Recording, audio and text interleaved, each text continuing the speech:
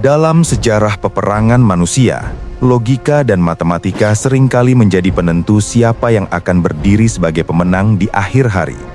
Logika militer mendiktekan bahwa jumlah pasukan yang lebih besar, persenjataan yang lebih lengkap, dan logistik yang lebih mapan adalah jaminan mutlak untuk meraih kemenangan. Namun, ada satu hari di padang tandus bernama Badar, di mana semua hukum matematika itu dipatahkan, dihancurkan, dan ditulis ulang oleh kekuatan yang tak kasat mata. Ini bukan sekedar cerita tentang perang. Ini adalah kisah tentang bagaimana 313 jiwa dengan perbekalan seadanya berani menantang 1000 pasukan elit yang bersumpah untuk memusnahkan mereka. Assalamualaikum warahmatullahi wabarakatuh. Dukung terus channel Jejak Tapak Islam agar kami bisa membagikan kisah Islami yang penuh hikmah ini. Mohon dukungannya untuk subscribe, like, dan komen, serta nyalakan loncengnya. Tolong tulis sholawat di kolom komentar, agar kita semua mendapatkan syafaat di hari akhir. Bagi yang sudah mendukung, saya doakan rezekinya melimpah, panjang umur, dan selalu dalam keberkahan Allah Subhanahu wa Ta'ala. Amin. Kita kembali ke tahun kedua Hijriah, di kota Madinah yang menjadi suaka bagi kaum yang terusir. Kaum muslimin di bawah pimpinan Nabi Muhammad SAW belum lama meninggalkan rumah, harta, dan keluarga mereka di Mekah demi menyelamatkan iman. Luka akibat penindasan selama belasan tahun masih basah. Mereka bukanlah tentara profesional yang terlatih untuk membunuh, melainkan pedagang, petani, dan orang-orang biasa yang merindukan keadilan. Namun, takdir sedang menuntun mereka menuju konfrontasi yang akan mengubah wajah dunia selamanya. Semuanya bermula dari sebuah kabar yang dibawa oleh angin gurun. Sebuah kafilah dagang raksasa milik kaum Quraisy sedang dalam perjalanan pulang dari Syam menuju Mekah. Kafilah ini bukan sembarang rombongan. Ia membawa kekayaan yang luar biasa besar. Harta yang sebagian besarnya adalah hasil rampasan dari rumah-rumah kaum muslimin yang ditinggalkan di Mekah. Dipimpin oleh Abu Sufyan bin Harb, seorang politisi ulung yang licin dan cerdas, kafilah ini menjadi target strategis. Mencegatnya bukan hanya soal ekonomi, tapi sebuah pesan politik bahwa kaum muslimin di Madinah bukanlah kelompok lemah yang bisa diabaikan begitu saja. Ketika seruan untuk mencegat kafilah itu berkumandang, tidak ada yang menyangka bahwa mereka akan menuju medan perang habis-habisan. Niat awalnya hanyalah sebuah operasi penyergapan cepat untuk mengambil kembali hak mereka. Karena itu, persiapan yang dilakukan pun sangat terbatas. Tidak ada mobilisasi umum. Siapa yang siap, dia berangkat. Siapa yang ontanya belum siap, dia tertinggal. Mereka keluar dari Madinah dengan langkah ringan, membawa harapan akan kemenangan mudah dan harta rampasan yang bisa menopang ekonomi Madinah yang sedang sulit. Mari kita bedah angka yang ada. 313 orang, jumlah yang sangat kecil untuk sebuah ekspedisi militer. Yang lebih memprihatinkan adalah perlengkapan mereka. Bayangkan, dalam satu pasukan itu hanya terdapat 2 ekor kuda, kuda milik Zubair bin Awam dan Mikdad bin Aswad. Sisanya, hanya ada 70 ekor onta yang harus ditunggangi secara bergantian. 1 onta untuk 2 atau 3 orang. Sebagian besar dari mereka berjalan kaki menembus pasir panas, membawa pedang yang mungkin tak cukup tajam untuk menembus baju rirah besi Quraisy. Namun, Abu Sufyan bukanlah lawan yang bodoh. Sebagai pemimpin kafilah, insting bertahan hidupnya sangat tajam.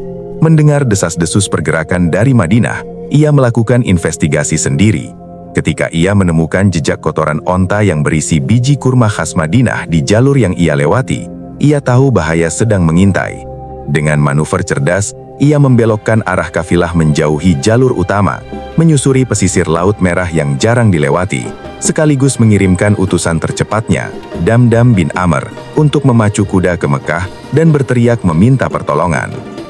Di Mekah, teriakan Damdam bin Amr mengguncang lembah tandus itu. Ia melakukan tindakan teatrikal kuno, merobek bajunya sendiri dan melukai ontanya untuk memancing emosi massa. Wahai kaum Quraisy, harta kalian, kafilah kalian dicegat oleh Muhammad. Seruan itu membakar harga diri bangsa Arab yang pantang direndahkan. Mekah mendidih. Ini bukan lagi soal harta, ini soal kehormatan kabilah. Dalam hitungan jam, setiap klan di Mekah mengeluarkan kesatria terbaik mereka, yang tidak bisa ikut membayar orang lain untuk menggantikannya. Tidak ada yang ingin tertinggal dalam pesta penghancuran kaum muslimin ini. Maka, keluarlah mereka, pasukan yang digambarkan sebagai kebanggaan Arab.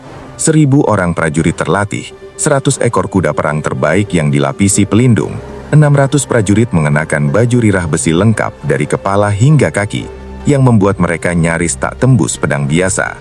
Mereka membawa logistik makanan yang berlimpah, bahkan membawa serta penyanyi-penyanyi wanita dan minuman keras untuk merayakan kemenangan yang mereka yakini sudah di tangan. Abu Jahal memimpin di depan dengan sumpah serapah. Kita tidak akan pulang sebelum sampai di Badar, menyembelih onta, minum anggur, dan membuat seluruh Arab gentar kepada kita selamanya. Sementara itu, di tengah gurun, pasukan Muslim menerima kabar yang meruntuhkan harapan awal mereka. Kafilah Abu Sufyan telah lolos, dan yang lebih buruk, yang datang menyongsong mereka bukanlah onta-onta bermuatan emas, melainkan pasukan pembunuh dari Mekah dengan kekuatan 3 kali lipat. Situasi berubah drastis, dari misi penyergapan ekonomi menjadi misi bertahan hidup. Pilihan mereka hanya 2, kembali ke Madinah dengan rasa malu dan diburu selamanya, atau maju menghadapi kematian yang hampir pasti. Ketegangan mencekam setiap jiwa yang ada di sana. Di saat genting itu, Rasulullah tidak bertindak sebagai diktator.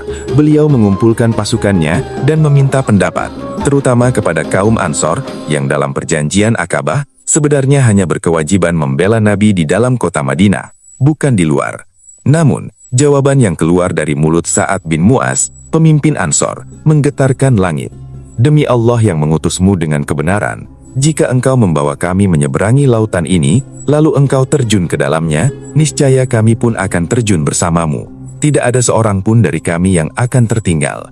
Kesetiaan inilah modal utama mereka yang tak dimiliki Quraisy. Dengan semangat yang telah diperbaharui, pasukan kecil ini bergerak cepat menuju lembah Badar. Badar adalah sebuah tempat perhentian yang strategis, sebuah lembah yang dikelilingi bukit pasir dengan beberapa sumur air di dalamnya. Siapa yang menguasai air di gurun, dia memegang kunci kehidupan dan kematian. Nabi Muhammad memerintahkan pasukannya untuk segera menempati posisi di dekat sumur air pertama yang mereka temui, berniat untuk mengamankan sumber air bagi pasukan Muslim. Disinilah terjadi sebuah momen brilian yang menunjukkan bahwa Islam sangat menghargai keahlian profesional. Hubab bin Al-Munzir, seorang veteran perang yang paham betul seluk-beluk strategi gurun, bertanya kepada Nabi, "Wahai Rasulullah, apakah posisi ini adalah wahyu dari Allah yang tidak bisa kita ubah? Ataukah ini hanyalah strategi perang dan taktik belaka?" Nabi menjawab dengan rendah hati, "Ini hanyalah strategi dan taktik." Mendengar itu, Hubab mengajukan usulan yang jenius, sebuah rencana yang akan mengubah jalannya pertempuran. Hubab menyarankan, tempat ini tidak strategis. Kita harus maju ke sumur air yang paling dekat dengan musuh. Kita kuasai sumur itu, kita buat kolam penampungan untuk kita, lalu kita timbun dan hancurkan semua sumur sisanya. Logikanya sederhana namun mematikan. Paksa musuh bertempur dalam keadaan haus. Di gurun yang membakar, dehidrasi adalah pembunuh yang lebih cepat daripada pedang. Nabi segera menyetujui saran ini. Malam itu juga pasukan bergerak. Mereka bekerja dalam senyap, mengubah topografi medan perang untuk keuntungan mereka. Allah tidak membiarkan mereka berjuang sendirian dengan strategi manusia semata. Malam itu, langit menurunkan intervensinya yang pertama. Hujan turun dengan lebat. Bagi pasukan Muslim yang berada di tanah berpasir, hujan itu adalah rahmat. Ia memadatkan pasir yang gembur sehingga pijakan kaki menjadi kokoh dan debu menghilang. Namun, bagi pasukan Quraisy yang berada di dataran rendah bertanah liat, hujan itu adalah bencana. Tanah mereka berubah menjadi lumpur yang licin dan menjebak, menghambat pergerakan kuda dan pasukan berat mereka. Alam mulai berpihak pada yang sedikit. Atas saran Sa'ad bin Mu'az, sebuah tenda komando atau arish dibangun di atas bukit kecil yang aman di belakang garis pasukan. Ini disiapkan bukan karena Nabi takut mati, tetapi agar jika pasukan Muslim kalah dan syahid semua, Nabi masih memiliki kesempatan untuk menyelamatkan diri kembali ke Madinah dan melanjutkan dakwah. Sa'ad sendiri berdiri sebagai perisai hidup di depan pintu tenda itu. Pedangnya tak pernah sarung, matanya tak pernah terpejam, menjaga sosok yang paling dicintainya melebihi nyawanya sendiri. Sementara pasukannya beristirahat, Nabi Muhammad tidak tidur. Di dalam tenda itu, beliau mengangkat tangannya tinggi-tinggi ke langit, bermunajat dengan intensitas yang mengguncang jiwa.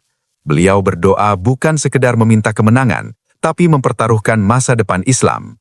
Ya Allah, penuhilah janjimu kepadaku. Ya Allah, jika pasukan kecil ini binasa hari ini, maka engkau tidak akan pernah disembah lagi di muka bumi ini selama-lamanya. Doa itu begitu mendesak, begitu penuh harap dan cemas, hingga kain sorban beliau jatuh dari pundaknya. Abu Bakar yang melihat itu tak kuasa menahan haru, memeluk beliau dan berkata, "Cukup, wahai Rasulullah, sesungguhnya Allah pasti akan memenuhi janjinya."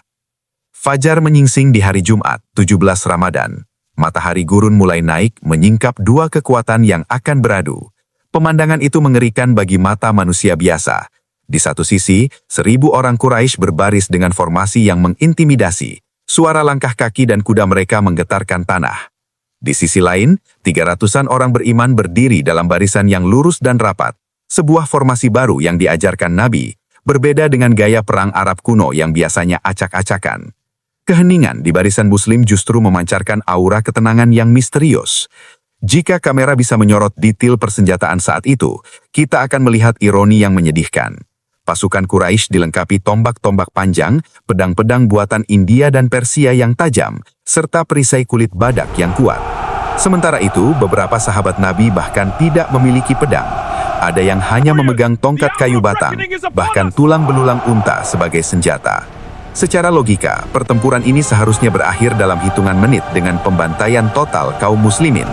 Tapi mereka lupa, senjata terkuat kaum beriman bukan besi, melainkan pertolongan langit. Perang dibuka dengan tradisi kuno Arab atau mubarizun atau duel satu lawan satu. 3 bangsawan Quraisy, Utbah, Syaibah, dan Walid, maju dengan angkuh menantang tanding.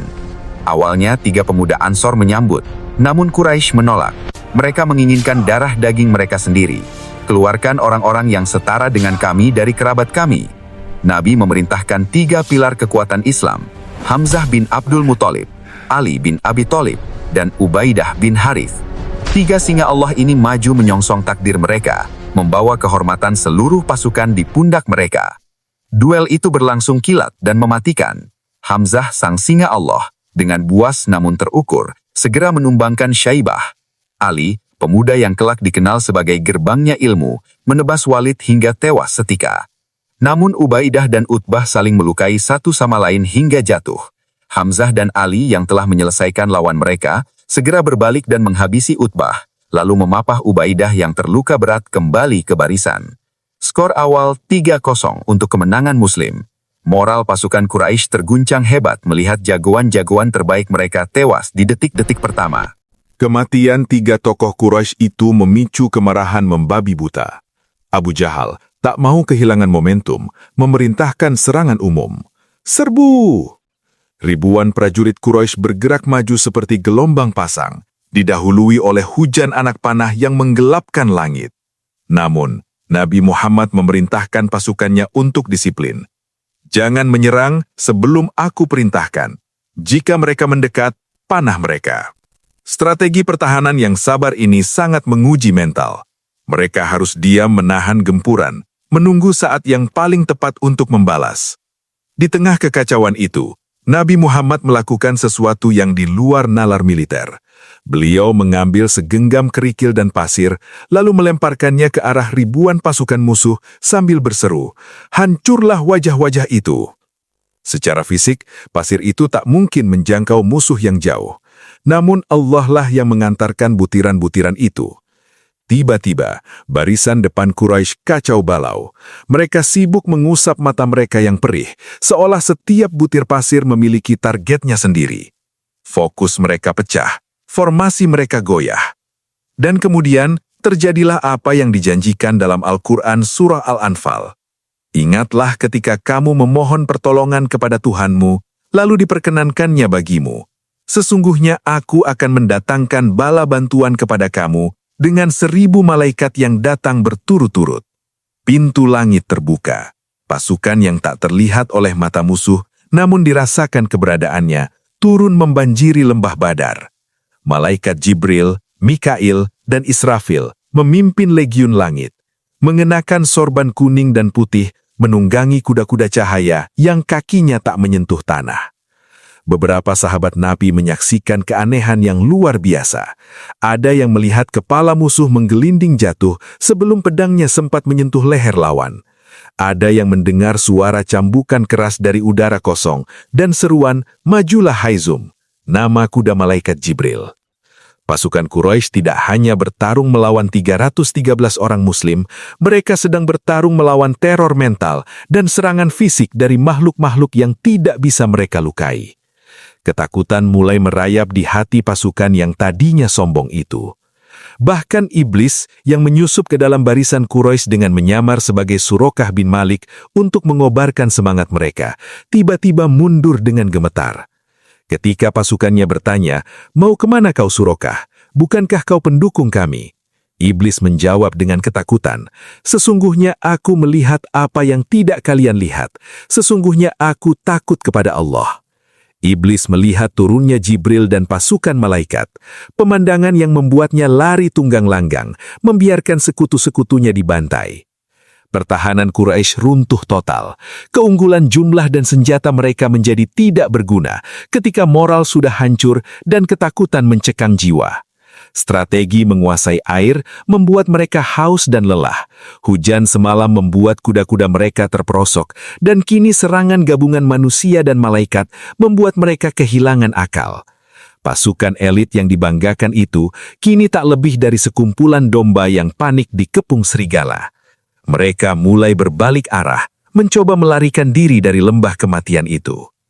Di tengah badai kekalahan itu, Abu Jahal, sang Fir'aun umat ini, masih mencoba bertahan dengan kesombongannya. Namun takdirnya berakhir di tangan dua remaja belia dari Ansor, Mu'az dan Mu'awis. Mereka menyerbu benteng pertahanan Abu Jahal bagaikan elang menyambar mangsa. Sang pemimpin tiran itu akhirnya tersungkur ke tanah, tak berdaya. Abdullah bin Mas'ud, seorang sahabat yang dulunya lemah dan sering disiksa di Mekah, kini berdiri di atas dada Abu Jahal, mengakhiri riwayat musuh terbesar Islam itu. Simbol keangkuhan Quraisy telah runtuh. Menjelang sore, pertempuran berakhir. Debu mulai mengendap, menyingkap pemandangan yang tak masuk akal bagi siapapun yang melihatnya. 70 tokoh Quraisy tewas, 70 lainnya menjadi tawanan, sementara di pihak Muslim hanya 14 orang yang gugur sebagai syuhada. Kemenangan Badar mutlak, telak, dan menghancurkan mitos tak terkalahkan kaum Quraisy. Strategi manusia yang brilian, penguasaan air dan formasi barisan yang dipadukan dengan kepatuhan total dan pertolongan gaib telah menghasilkan keajaiban militer. Namun kemenangan Badar bukan hanya soal darah dan perang, tapi juga soal kemanusiaan. Perintah Nabi terhadap para tawanan sangat revolusioner di zaman itu. Berbuat baiklah kepada tawanan. Para sahabat yang sendiri kekurangan makanan memberikan roti mereka kepada tawanan musuh, sementara mereka sendiri hanya makan kurma. Tidak ada penyiksaan, tidak ada pembantaian massal terhadap yang menyerah. Badar mengajarkan bahwa dalam perang sekalipun, etika dan moralitas Islam tetap dijunjung tinggi di atas segalanya. Kabar kemenangan Badar menyebar seperti api liar di padang ilalang. Suku-suku Badui yang selama ini meremehkan Muhammad dan pengikutnya, kini terdiam kaget. Mekah, kota terkuat di Arab, telah dipermalukan oleh sekelompok pelarian. Keseimbangan kekuatan di Jazirah Arab bergeser drastis dalam satu hari. Madinah bukan lagi sekedar tempat pengungsian. Ia telah lahir menjadi sebuah entitas negara yang memiliki kekuatan militer yang diperhitungkan. Badar adalah proklamasi eksistensi Islam kepada dunia. Di Mekah, ratapan kematian terdengar dari hampir setiap rumah. Tidak ada satu klan pun yang tidak kehilangan anggota keluarganya. Keangkuhan mereka hancur lebur. Hindun binti Utbah yang kehilangan ayah, paman dan saudaranya sekaligus dalam satu hari, bersumpah tidak akan memakai wangi-wangian dan tidak akan mendekati suaminya sampai dendamnya terbalaskan. Badar menanam benih dendam yang dalam, yang kelak akan memicu perang-perang besar berikutnya. Namun pada hari itu, Mekah berlutut dalam duka dan rasa malu. Sebelum meninggalkan Badar, Nabi memerintahkan agar jenazah para pemimpin Quraisy dimasukkan ke dalam sebuah sumur tua yang kering, Al-Qalib. Di tengah malam yang sunyi, Nabi berdiri di tepi sumur itu dan memanggil nama mereka satu persatu. Wahai Utbah, wahai Syaibah, "Wahai Abu Jahal, apakah kalian telah menemukan apa yang Tuhan kalian janjikan itu benar? Karena sungguh, aku telah menemukan apa yang Tuhanku janjikan kepadaku benar adanya." Ketika sahabat bertanya apakah mayat bisa mendengar, Nabi menjawab, "Mereka lebih mendengar perkataanku daripada kalian sekarang. Hanya saja mereka tidak bisa menjawab." Jika kita bedah ulang menggunakan kacamata militer modern, kemenangan Badar bukanlah kebetulan. Ada 4 pilar utama. Pertama, intelijen yang akurat tentang posisi musuh. Kedua, penguasaan medan atau geostrategi dengan mengamankan sumber air, ide brilian Hubab bin Al-Mundhir. Ketiga, disiplin formasi yang kokoh, berbeda dengan gaya perang barbar musuh. Dan keempat, faktor moral dan spiritual yang tak tertandingi. Pasukan yang tidak takut mati tidak akan pernah bisa dikalahkan oleh pasukan yang hanya takut kalah. Badar juga mengajarkan pelajaran abadi tentang kepemimpinan. Seorang nabi yang menerima wahyu langit tidak segan menerima saran taktis dari seorang prajurit biasa. Ini adalah preseden besar dalam Islam, bahwa dalam urusan duniawi dan teknis, keahlian harus diserahkan kepada ahlinya. Kemenangan tidak diraih dengan otoritarisme buta, melainkan dengan kolaborasi akal sehat manusia dan ketundukan hati kepada Tuhan. Sinergi antara ikhtiar bumi dan doa langit inilah kunci pembuka pintu kemenangan. Kepulangan pasukan ke Madinah disambut dengan euforia yang tak terlukiskan. Awalnya penduduk Madinah ragu ketika Zaid bin Harisah datang membawa kabar kemenangan, mengira itu hanya igawan orang kalah perang. Namun ketika pasukan utama muncul membawa tawanan dan harta rampasan, keraguan itu sirna. Kota Madinah berpesta, bukan dengan anggur dan musik, tapi dengan sujud syukur dan takbir yang menggema. Posisi Nabi Muhammad sebagai pemimpin politik dan spiritual semakin tak tergoyahkan. Angka 313 kini menjadi simbol abadi. Ia mengajarkan bahwa minoritas yang memiliki kebenaran, kesabaran dan strategi yang tepat dapat mengalahkan mayoritas yang batil. Sejarah Islam berulang kali membuktikan tesis Badar ini. Di Yarmuk, di Qadisiyah, di Ain Jalut. Kuantitas tidak pernah menjadi parameter utama dalam kamus perjuangan Islam. Kualitas manusianya, kebersihan jiwanya dan kedekatannya dengan Sang Pencipta, itulah variabel penentu yang sering diabaikan oleh para pengamat materialis. Al-Quran mengabadikan peristiwa ini sebagai Yaumul Furqan, hari pembeda, hari di mana garis tegas ditarik antara kebenaran dan kebatilan. Allah berfirman, "Sungguh, Allah telah menolong kamu dalam peperangan Badar, padahal kamu adalah ketika itu orang-orang yang lemah. Karena itu bertakwalah kepada Allah supaya kamu mensyukurinya." Badar bukan sekadar sejarah masa lalu, ia adalah monumen peringatan bagi manusia sombong yang mengandalkan kekuatan fisik semata. Dan kita tidak boleh melupakan Hubab bin Al-Mundhir. Namanya mungkin tidak sepopuler Hamzah atau Ali, namun kontribusi pemikirannya setara dengan 1000 pedang. Ia mengajarkan kita untuk berani bersuara menyampaikan ide yang benar, bahkan di hadapan pimpinan tertinggi sekalipun, selama dilakukan dengan adab. Tanpa inisiatifnya menguasai sumur air, mungkin cerita Badar akan berakhir sangat berbeda. Ia adalah pahlawan strategi yang idenya menyelamatkan umat. Badar adalah titik temu antara ikhtiar bumi dan takdir langit. Pasukan Muslim tidak hanya duduk berdoa menunggu malaikat datang. Mereka berjalan ratusan kilometer. Mereka menguasai sumur, mereka mengatur formasi, mereka bertarung hingga tetes darah penghabisan. Malaikat turun bukan untuk menggantikan kerja keras manusia, tapi untuk menyempurnakannya. Ini adalah rumus kehidupan. Lakukan bagianmu semaksimal mungkin, lalu biarkan langit mengerjakan bagian yang tak mampu kau jangkau. Hari ini jika Anda berkunjung ke lokasi itu, Lembah Badar telah berubah. Sebuah masjid megah berdiri di tempat Nabi mendirikan tenda komandonya. Pemakaman para syuhada dipagari dengan sederhana. Angin gurun masih bertiup sama seperti 14 abad yang lalu. Namun pasirnya kini menyimpan rahasia tentang hari di mana malaikat menjejakkan kaki di bumi.